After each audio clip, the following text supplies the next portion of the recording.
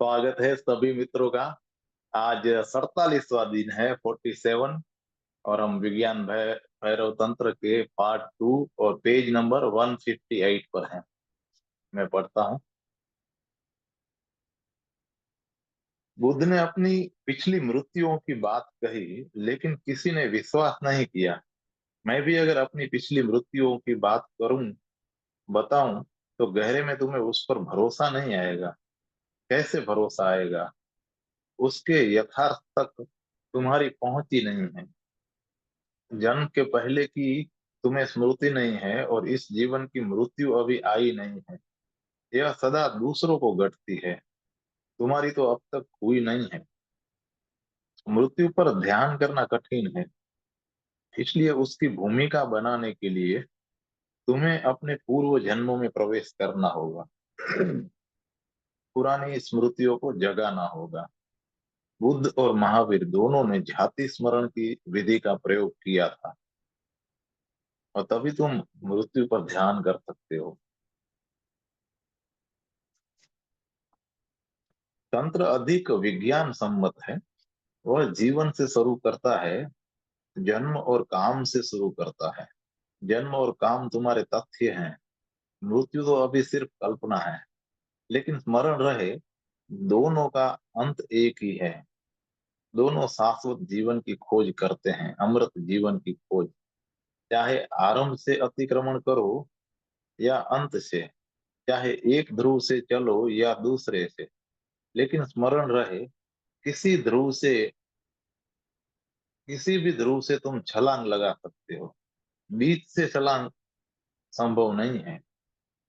अगर मैं इस कमरे से बाहर छलांग लगाना चाहूं, तो मुझे इसके एक न एक छोर पर सरक जाना होगा। मैं कमरे के बीच से छलांग नहीं लगा सकता। छलांग लगाने के लिए कोई छोर अनिवार्य है।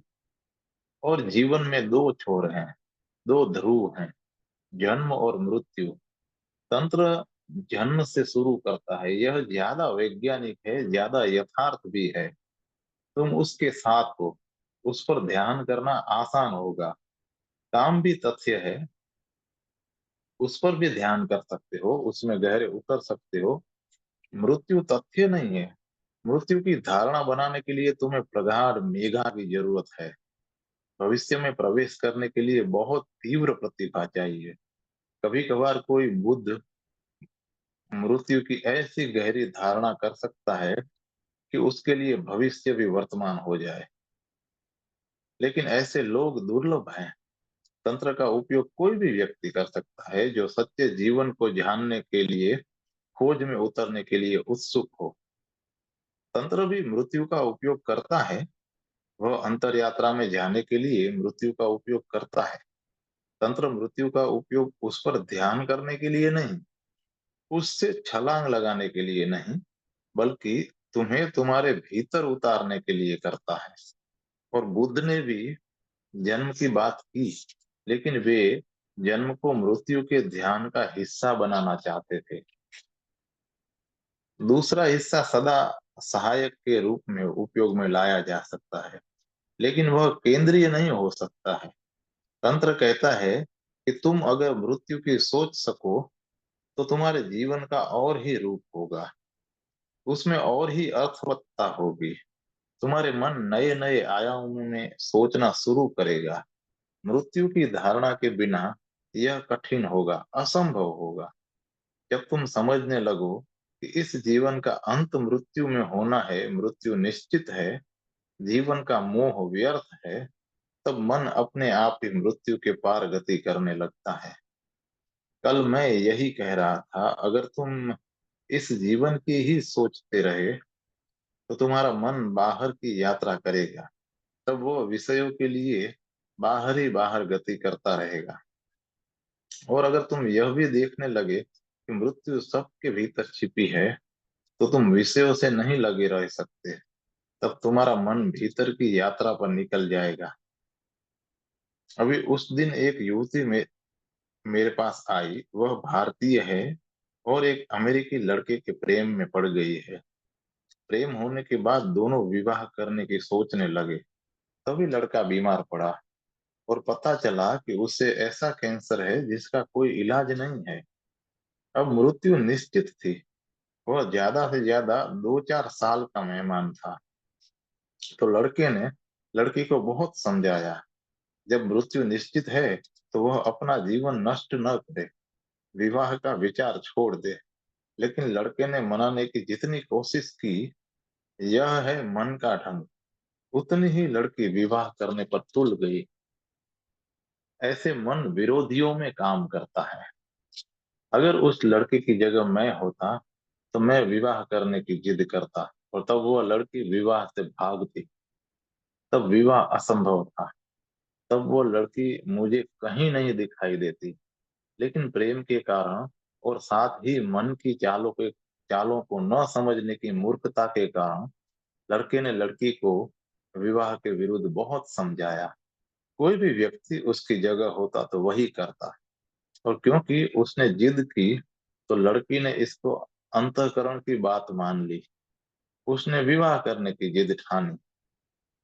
आखिरकार उनका विवाह हो गया। अब विवाह के बाद वह लड़की सतत मृत्यु से घिरी रहती है। वह दुखी है।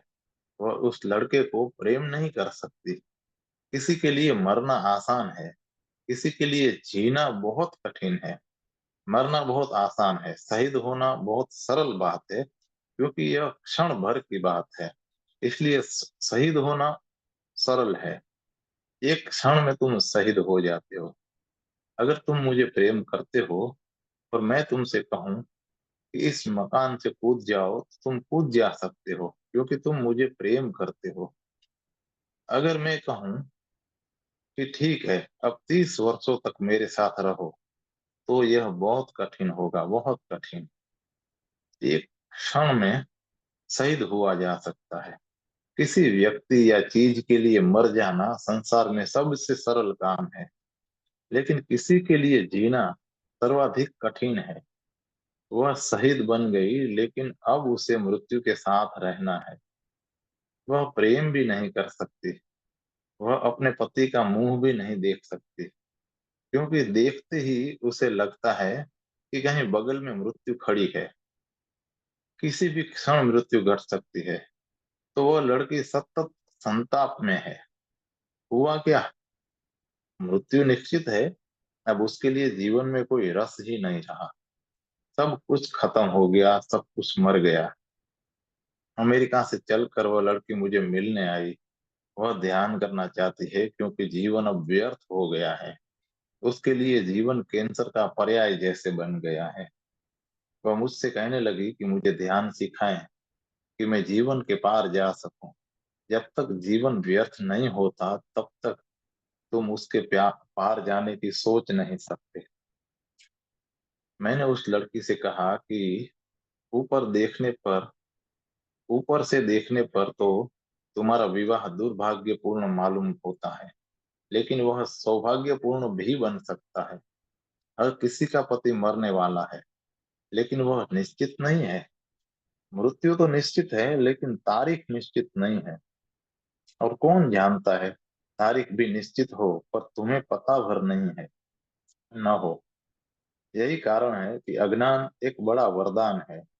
यदि वे अभी अज्ञान में होते तो संभव है कि लड़की लड़के को प्रेम करती रहती। यदि वे अभी भी अज्ञान में होते तो संभव है कि लड़की लड़के को प्रेम करती रहती। देखने पर कुछ भी गलत नहीं मालूम पड़ता है, लेकिन अब प्रेम असंभव हो गया है। जीवन ही असंभव हो गया है। मृत्यु खड़ी है दोनों के बीच, निरंतर मृत्यु खड़ी है। मैंने उस लड़की से कहा कि अब तो तुम्हें उस लड़के को और अधिक प्रेम करना चाहिए, क्योंकि वह मरने जा रहा है। उसे अधिक प्रेम करो। लड़की ने कहा कि यह नहीं हो सकता, क्योंकि अब एकांत खो गया। अब हम तीन हैं, मैं हूँ, मेरा पति है, और हमारे दोनों के बीच मृत्यु खड़ी है। एकांत नहीं बचा है। मृत्यु बहुत ज्यादा उपस्थित है। अब उसके साथ जीना असंभव है। लेकिन मृत्यु एक मोड़ बन सकती है। तंत्र कहता है कि अगर तुम मृत्यु के प्रति सजग हो सको, तो उसे एक अंतर यात्रा के लिए उपयोग में लाया जा सकता है। मृत्यु के विस्तार में नहीं जाना जाना है। मृत्यु का चिंतन मनन नहीं करना है। मृत्यु को ग्रस्तता मत बनाओ। महज यह बोध कि मृत्यु है तुम्हें भीतर ले जाने में, ध्यान पूर्ण बनाने में सहयोगी होगा। अब तीसरा प्रश्न। सिर्फ शरीर को मृत अवस्था में ले जाने से मन का अतिक्रमण और रूपांतरण कैसे संभव है? भगवान कहते हैं मन सदा सक्रिय है, लेकिन सक्रिय रहते हुए ध्यान असंभव है। ध्यान का अर्थ है गहन निष्क्रियता। तुम अपने को तभी जान सकते हो जब सब कुछ अचल, शांत और मौन हो जाता है। उस मौन में ही तुम अपना साक्षात्कार कर सकते हो। सक्रियता में जब तुम किसी न किसी चीज में व्यस्त हो, तुम्हें अपनी उपस्थिति का एहसास ही नहीं हो सकता है। तुम अपना विस्मरण किए रहते हो। तुम सतत किसी न किसी बात में उलझे रहकर अपने को भूलते रहते हो। सक्रियता का अर्थ है अपने से बाहर किसी चीज से संबंधित होना। तुम जब सक्रिय होते हो तो तुम अपने से बाहर किसी चीज से संबंधित होते हो और कर्म बाहर होता है। निष्क्रियता का अर्थ है कि तुम घर लौट आए, अब तुम कुछ नहीं कर रहे। यूनानी भाषा में लेजर को, फुर्सत के समय को स्कॉल कहते हैं। अंग्रेजी का स्कूल शब्द भी इस कॉल शब्द से बना है। स्कूल यानी पाठशाला। पाठशाला का अर्थ लेजर होता है। तुम तभी कुछ सीख सकते हो जब तुम लेजर में होते हो, फुर्सत में होते हो। अगर तुम व्यस्त हो, यह वह कर रहे हो, तो फिर सीखना नहीं हो सकता है। इसलिए विद्यालय सुविधा संपन्न वर्ग के लिए था, जिन्हें सुविधा थी कि उन्हीं के बच्चे स्कूल जाते थे, विद्यालय जाते थे। उन्हें सीखने के लिए अतिरिक्त कुछ नहीं करना है। जहां तक संसार का संबंध था, उन्हें पूरी छुट्टी मिली थी। सांसारिक झंझटों से वे मुक्त थे, तभी वे कुछ सीख सकते थे। वही बात अपने संबंध में सीखने के लिए लागू होती है। तुम्हें पूरी तरह निष्क्रिय, सभी तरह से निष्क्रिय होना पड़ेगा। तुम्हें सिर्फ होना है, कुछ करना नहीं है। सभी लहरें शांत हो जानी चाहिए, सभी कामकाज विदा हो जाने चाहिए। तुम हो, सिर्फ तुम हो। उस क्षण में ही तुम पहली बार अपने प्रेजेंस के प्रति, अपने होने के प्रति बोध से भरते हो। क्यों? क्योंकि यह उपस्थिति ही इतनी सूक्ष्म है। ऐसी सूक्ष्म उपस्थिति के प्रति स्थूल विषयों से गहरे गिरे रहकर, स्थूल कामकाज में व्यर्थ रहकर तुम बोधपूर्ण नहीं हो सकते।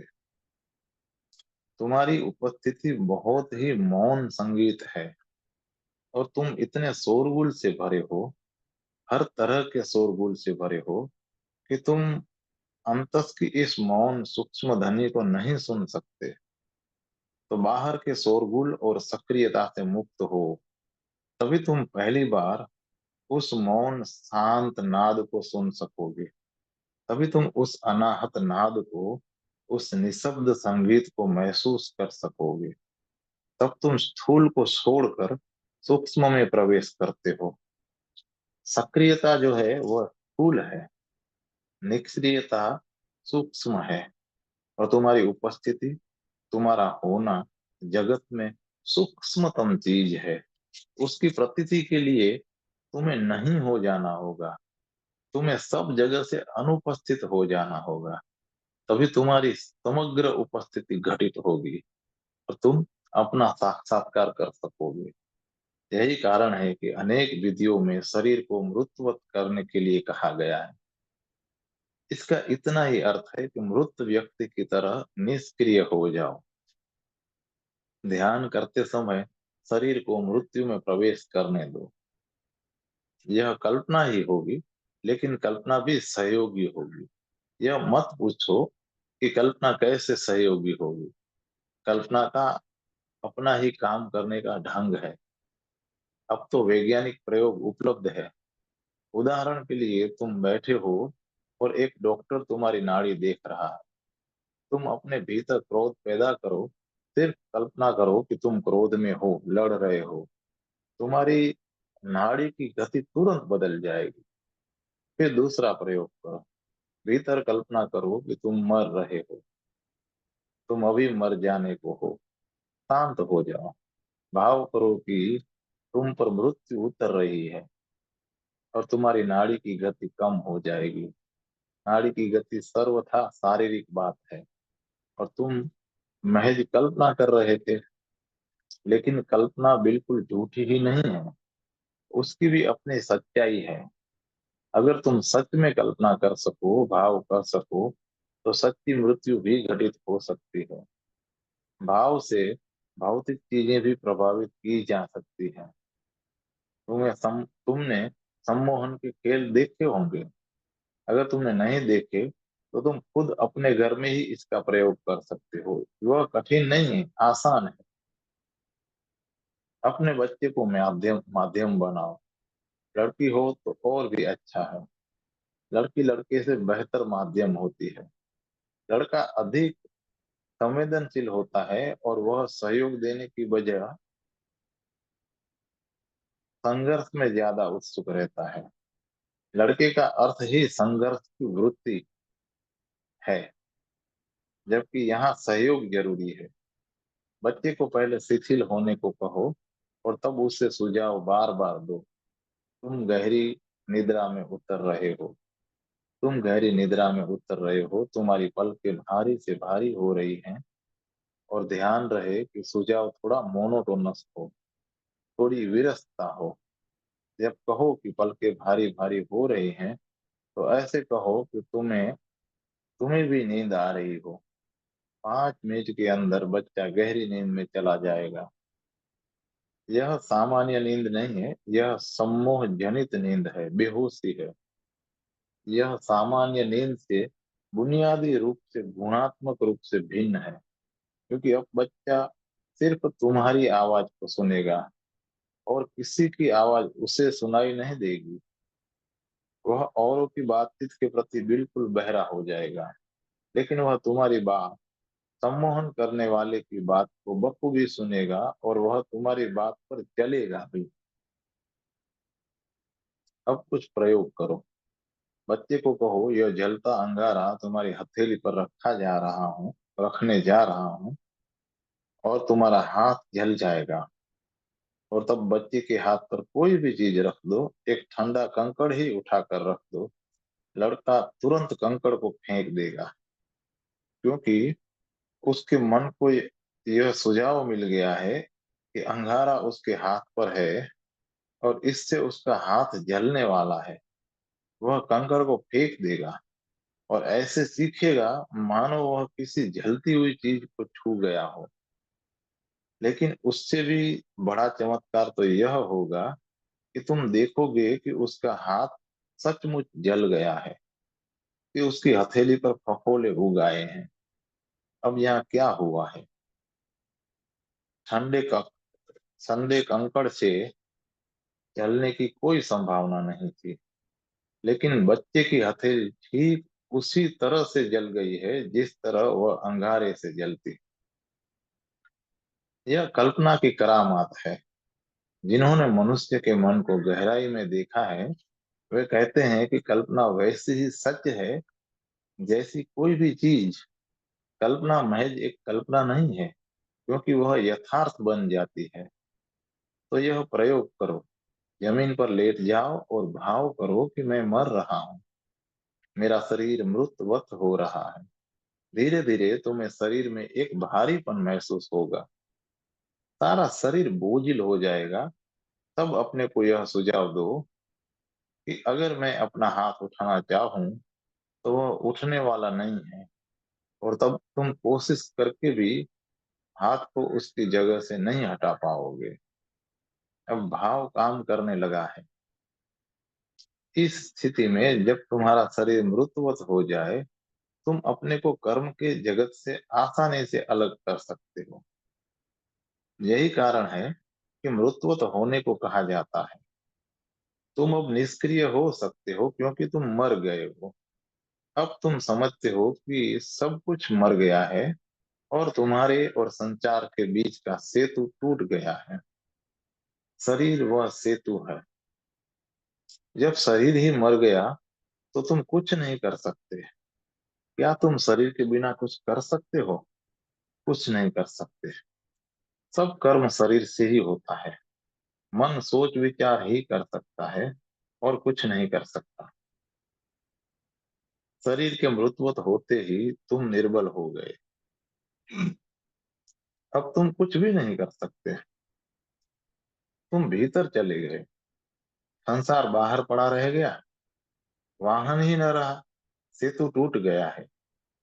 इस हालत में तुम्हारी ऊर्जा भीतर की ओर बहने लगेगी क्योंकि उसके बाहर जाने का उपाय न रहा। बाहर का मार्ग अवरुद्ध हो गया, बंद हो गया। इसलिए अब भीतर सरक जाओ। भीतर जाकर तुम अपने को हृदय केंद्र पर खड़ा पाओगे। अब तुम भीतर से अपने पूरे शरीर को विस्तार से देखो। और जब तुम पहली बार अपने अपने ही शरीर को भीतर से देखोगे तो तुम अजीब अजीब अनुभव करोगे। तंत्र, योग, आयुर्वेद, जो भी प्राचीन शरीर विज्ञान है, उनके बड़े से बड़े सिद्धांत ऐसी ही आंतरिक ध्यान विधियों के जरिए उपलब्ध हुए थे।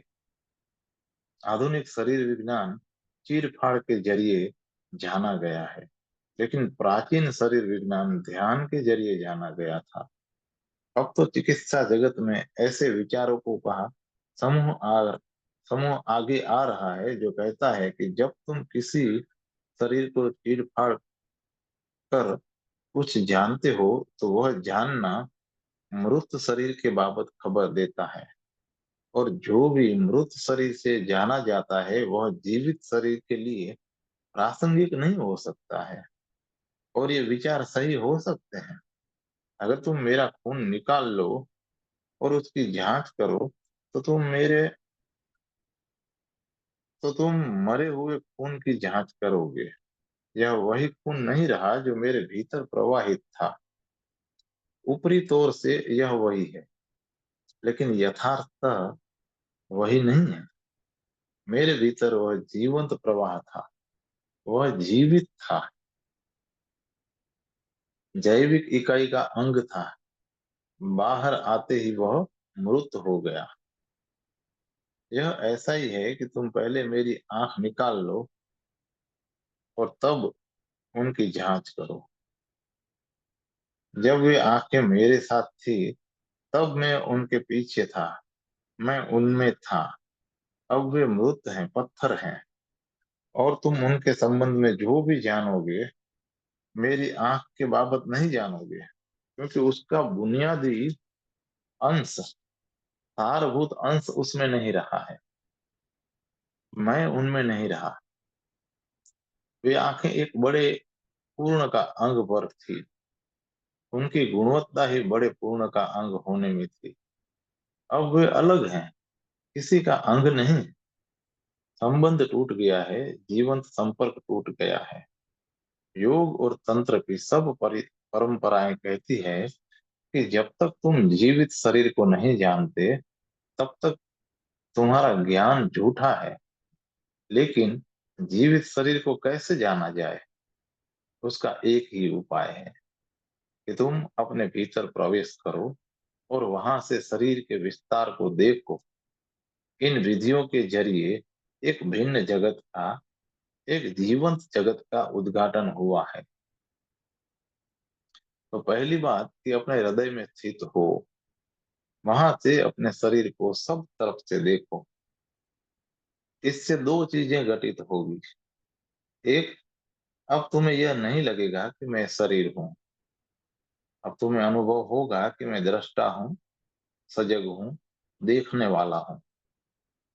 अब तुम दृश्य नहीं रहे। पहली बार तुम्हारा शरीर आवरण बन गया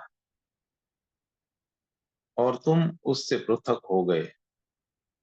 और दूसरी चीज, कि तुम तुरंत जानोगे कि मैं मर नहीं सकता। यह अजीब लगेगा कि एक काल्पनिक विधि के प्रयोग से, मृत्यु की कल्पना की विधि प्रयोग से कोई अमृत बिंदु तक पहुंच जाए, कोई अचानक यह जान ले कि मैं मर नहीं सकता। तुमने औरों को मरते देखा है, उन्हें क्या हुआ? उनके शरीर मृत हो गए, और उससे ही तुमने अनुमान लगाया कि वे मर गए हैं। लेकिन अब तुम देख सकते हो कि पूरा शरीर मृत पड़ा है और तुम जीवित हो। शरीर की मृत्यु तुम्हारी मृत्यु नहीं है। शरीर मर जाता है तो तुम आगे बढ़ जाते हो। और अगर तुम इस विधि का सतत प्रयोग करते रहे, तो वह समय दूर नहीं है जब तुम अपने शरीर से बाहर आकर और बाहर खड़े होकर देख सकते हो कि तुम्हारा शरीर तुम्हारे सामने मृत पड़ा है। यह बात बहुत कठिन नहीं है, और एक बार तुमने उसका अनुभव कर लिया तो फिर तुम वही आदमी नहीं रहोगे। तुम्हारा दोबारा जन्म हो जाएगा, तुम द्विज हो जाओगे। अब तक एक नया जीवन शुरू होता है। कल मैं तुम्हें बता रहा था कि एक ज्योतिषी ने मेरी जन्म कुंडली तैयार करने का वादा किया था। कुंडली तैयार करने के पूर्व ही वह चल बसा, और उनके बेटे को यह काम पूरा करना पड़ा। वह भी भारी अचंभे में पड़ गया। उसने कहा कि यह करीब करीब निश्चित है कि यह लड़का 21 वर्ष की उम्र में मर जाएगा। हर 7वें वर्ष पर उसे मृत्यु योग है। इससे मेरे माँ बाप, मेरे परिवार के लोग बहुत चिंतित हो उठे। जब भी 7वां वर्ष आता वे घबराने लगते। ज्योतिषी सही था। 7 वर्ष की उम्र का होकर मैं मरा तो नहीं, लेकिन मुझे मृत्यु का गहरा अनुभव हुआ। यह अपनी मृत्यु का नहीं, अपने नाना की मृत्यु का अनुभव था। और मेरा उनसे इतना लगाव था कि मुझे उनकी मृत्यु पर अपनी मृत्यु मालूम पड़ी। मैंने अपने छुटपन के ढंग से उनकी मृत्यु का अनुकरण करना चाहा।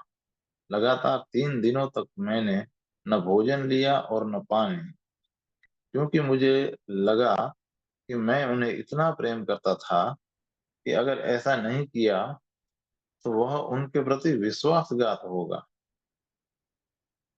मैं उन्हें इतना प्रेम करता था कि वे मुझे मैं उन्हें इतना प्रेम करता था, वे मुझे इतना प्रेम करते थे कि मुझे कभी अपने माता पिता के पास जाने नहीं दिया गया। मैं नाना के घर ही रहता था। उन्होंने कहा था कि जब मैं मर जाऊं तभी तुम जा सकते हो। उनका गांव बहुत छोटा था, इसलिए मुझे स्कूल जाने का मौका भी नहीं मिला। वहां स्कूल ही नहीं था। वे मुझे छोड़ते ही नहीं थे। लेकिन समय आया और वे चल बसे। वे मेरे जीवन के अंग हो गए थे। मैं उनके प्यार के साए में बड़ा हुआ था। तो जब उनकी मृत्यु हुई तो मुझे लगा कि भोजन लेना उनके प्रति विश्वासघात होगा। अब मैं जीना ही नहीं चाहता था। यह लड़कपन था, लेकिन इसके जरिए एक गहरी चीज घटित हुई। 3 दिन तक मैं पड़ा रहा, बिस्तर से बाहर नहीं आया। मैंने कहा कि अब जब नाना नहीं रहे तो मैं भी जीवित रहना नहीं चाहता हूँ। मैं बच गया, लेकिन वे 3 दिन मृत्यु के अनुभव के दिन बन गए। एक तरह से मैं भर गया। मैं बच गया, लेकिन वे 3 दिन मृत्यु के अनुभव के दिन बन गए। और मुझे बोध हुआ, अब मैं उसे बता भी सकता हूँ। उस समय तो वह एक धुंधला सा अनुभव मात्र था कि मृत्यु असंभव है, ऐसा भाव हुआ था। फिर जब मैं 14 वर्ष का हुआ तो फिर मेरे परिवार को चिंता हुई कि कहीं मैं मर न जाऊं। मैं फिर बच गया, लेकिन इस बार मैंने सचेतन प्रयोग किया। मैंने उनसे कहा कि अगर ज्योतिषी ने के कहने के मुताबिक मृत्यु होने वाली है तो अच्छा है उसके लिए तैयार रहा जाए। मैं मृत्यु और मृत्यु को मौका क्यों दिया जाए? क्यों नहीं मैं खुद चलकर आधी रात में मृत्यु को मिलूं? जब मुझे मरना ही है तो अच्छा है कि सावचेत होकर मरूं। मैंने अपने स्कूल से 7 दिन की छुट्टी ले ली। मैं प्राचार्य के पास गया और उनसे कहा कि मैं मरने जा रहा हूँ। उन्होंने कहा कि मूढ़ता की बातें करते हो, क्या तुम आत्महत्या करने जा रहे हो? यह क्या कह रहे हो कि मैं मरने जा रहा हूँ? मैंने उन्हें ज्योतिष की भविष्यवाणी बताई और हर 7वें वर्ष पर मुझे मृत्यु योग है यह भी बताया। और मैंने उनसे कहा कि मैं मृत्यु की प्रतीक्षा करने के इरादे 7 दिन के लिए विश्राम में जाना चाहता हूँ। अगर मृत्यु आएगी तो अच्छा है कि उससे सचेतन मिलूं ताकि वह अनुभव बन जाए। मैं अपने गांव के बाहर एक मंदिर में चला गया। मैंने मंदिर के पुजारी के साथ तय कर लिया कि वह मुझे बाधा ना दे। वह एक बहुत एकाकी और बहुत पुराना टूटा फूटा मंदिर था जहाँ कोई नहीं जाता था। मैंने पुजारी से कहा कि मैं मंदिर में रहूंगा, तुम मुझे दिन में बस एक बार कुछ खाने पीने को दे दिया करो और मैं यहाँ पूरे दिन पड़ा पड़ा मृत्यु की प्रतीक्षा करूंगा। 7 दिन तक मैं मृत्यु के प्रति प्रतीक्षा करता रहा और 7 दिन अपूर्व अनुभव के दिन बन गए। मृत्यु नहीं आई, लेकिन अपनी ओर से मैंने मृतवत हो जाने की सब कोशिश की। अजीबोगरीब और आश्चर्यजनक बातें हुई, बहुत कठिन बातें हुई, लेकिन बुनियादी स्वर यह था कि जब तुम भाव करते हो कि मैं मरने जा रहा हूं तो तुम शांत और मौन हो जाते हो। तब फिर कोई चिंता नहीं रहती, क्योंकि सब चिंताएं जीवन के लिए है। जीवन के जीवन से सब चिंताओं का संबंध है। जीवन सब चिंताओं का आधार है। जब तुम किसी दिन मरने के लिए राजी हो जाते हो तो चिंता क्यों? मैं मंदिर में पड़ा था। तीसरे या चौथे दिन एक सांप उस मंदिर के अंदर दाखिल हुआ। वह मेरी निगाह में था। मैं उस सांप को देख रहा था, लेकिन जरा भी भय नहीं था। अचानक मुझे बहुत अनूठा अनुभव हुआ। ज्यो-ज्यो सांप निकटतर आया, मुझे बहुत अनूठा अनूठा अनुभव होने लगा। कोई भय नहीं था। मैंने सोचा कि अब मृत्यु आ रही है तो इस पाप के जरिए आ सकती है, फिर डरना क्या है? प्रतीक्षा करो। और सांप मेरे शरीर के ऊपर से रेंगता हुआ निकल गया। भय भी निकल गया। यदि तुम मृत्यु को स्वीकार करते हो तो कोई भय नहीं है, और अगर जीवन से चिपकते हो तो फिर भय ही भय है। कई बार मक्खियों का दर्द भी इर्द गिर्द कई बार मक्खियां मेरे इर्द गिर्द चक्कर लगाती थी। वे मेरे आसपास उड़ती, मेरे शरीर और मुंह पर रेंगती थी। कभी कभी मुझे चिढ़ होती थी और मैं उन्हें भगाना चाहता था, लेकिन मैंने सोचा कि उन्हें भगाने का क्या प्रयोजन है जब मैं देर अबेर मरने के बाद तो कोई भी शरीर का हिफाजत करने की मरने के बाद तो कोई भी इस शरीर की हिफाजत करने को यहाँ नहीं होगा। तो इन मक्खियों को भी उनकी मौज पर छोड़ दो।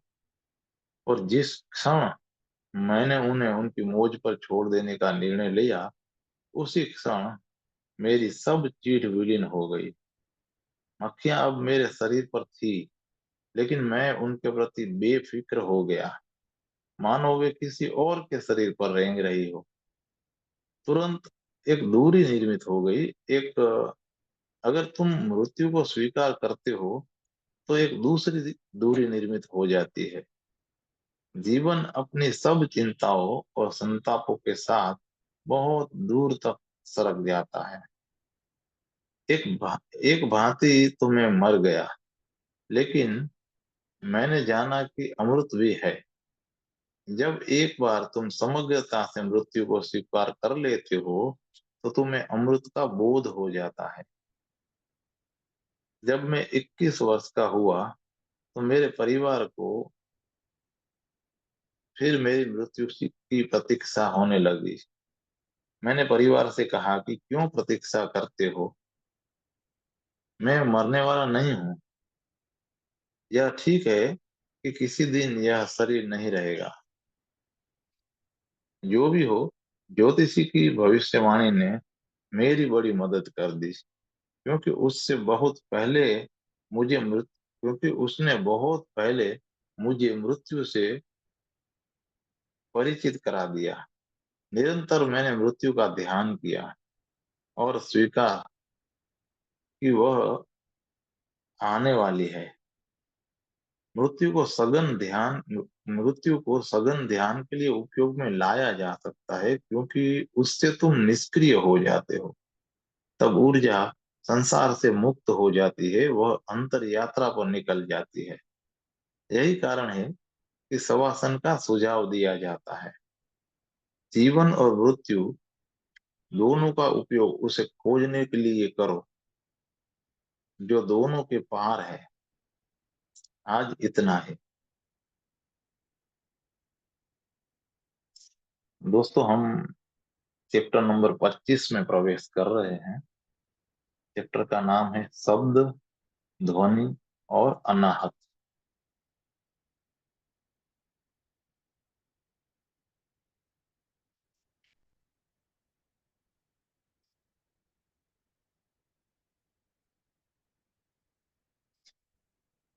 इसके सूत्र हैं: हे देवी, बोध के मधु भरे दृष्टिपथ में संस्कृत वर्णमाला के अक्षरों की कल्पना करो।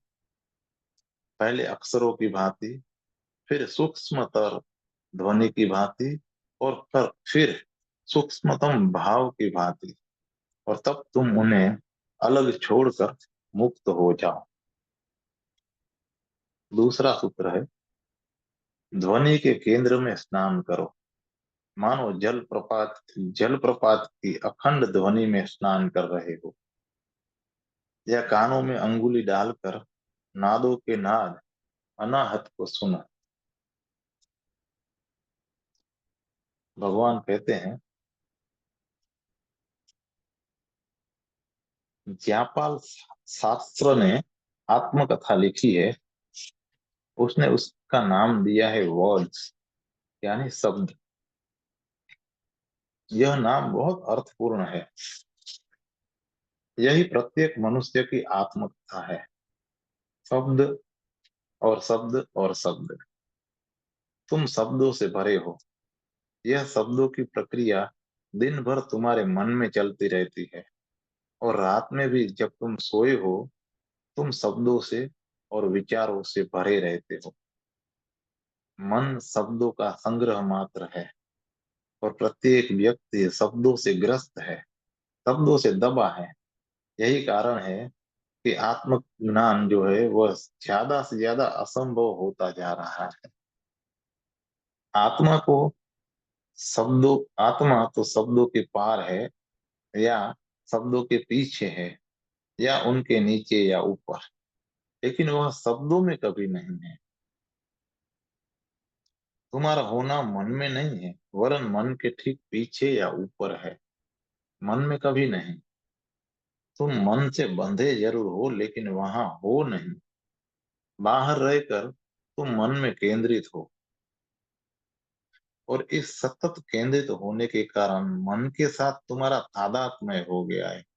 तुम सोचते हो कि मैं मन हूँ। यही एकमात्र समस्या है, और ये बुनियादी समस्या है। और जब तक तुम्हें यह बोध नहीं होता कि मैं मन नहीं हूँ, तब तक कुछ भी अर्थपूर्ण घटित नहीं होगा। तब तक तुम दुख में रहोगे। यह तादात्म्य ही दुख है। यह मानो अपनी छा, यह मानो कि जैसे अपनी छाया के साथ तादात्म्य हो। तब सारा जीवन झूठ हो जाता है। तुम्हारा सारा जीवन झूठ है। और बुनियादी भूल यह है कि तुमने मन के साथ तादात्म्य कर लिया है। तुम सोचते हो कि मैं मन हूं। यही अज्ञान है। तुम मन को विकसित भी कर सकते हो, लेकिन उससे अज्ञान का विसर्जन नहीं होगा।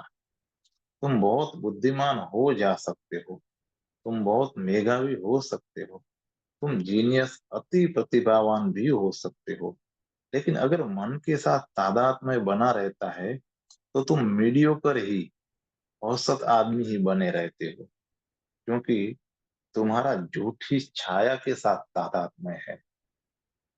यह कैसे हो सकता है? जब तक तुम इस प्रक्रिया को नहीं समझते कि यह कैसे होता है, तब तक तुम मन के पार नहीं जा सकते।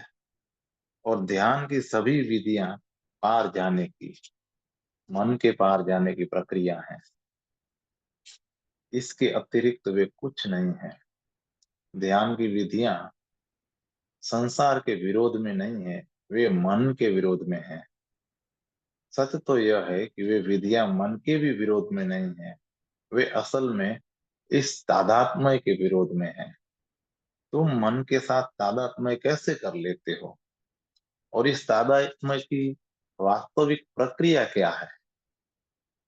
मन एक जरूरत है, एक बड़ी जरूरत है। विशेषकर मनुष्य जाति के लिए मन बहुत जरूरी है। मनुष्य और पशु में यही एक बुनियादी फर्क है।